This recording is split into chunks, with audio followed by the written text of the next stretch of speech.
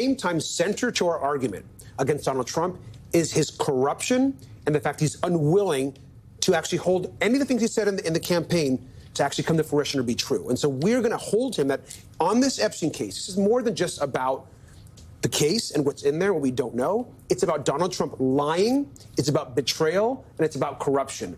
And those are things that Donald Trump is now doubling down on because he will not release something that was central to his campaign promise. So we're going to hold him to that. And people back home, I mean, this last weekend back home, I'll tell you, passive people that are not following politics, this has reached where everyone is talking about this. And so the country is talking about the Epstein files, which is why it's important that we also talk about it.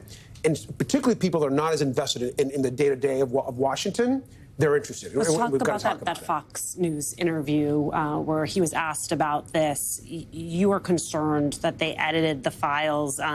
He was asked if he would declassify the files. He says, yeah, I would, or at least that's how it appears in their edit. In the raw footage, Trump clearly refuses to unequivocally endorse full declassification. Why is that important to you? I mean, the hypocrisy. I mean, well, first, clearly, him and his campaign focus on the edited version. They put it out. They put it on social media. You know, he basically said, oh, yeah, I clearly want to release the files. The full version, which they didn't release during that interview, was much longer and nuanced.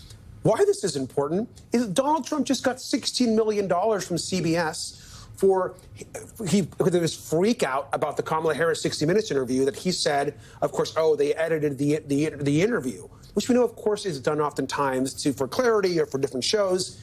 So he can get $16 million for taking on or his version of editing that he didn't like.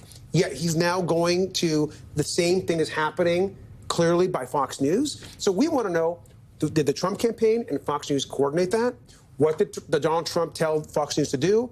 And was there actual communication and coordination around that instance, which is exactly the same thing that Donald Trump is now getting $60 million for by CBS and Paramount? Are you? Is anybody going to find a way to have standing to sue someone anywhere around this? Well, we're making the case that Donald Trump's settlement that he got, that he forced CBS, essentially the exact same thing happened in this Fox interview. And so we're laying that out. I do think it is important to note that the CBS interview, I mean, where they got tripped up is they gave a snippet of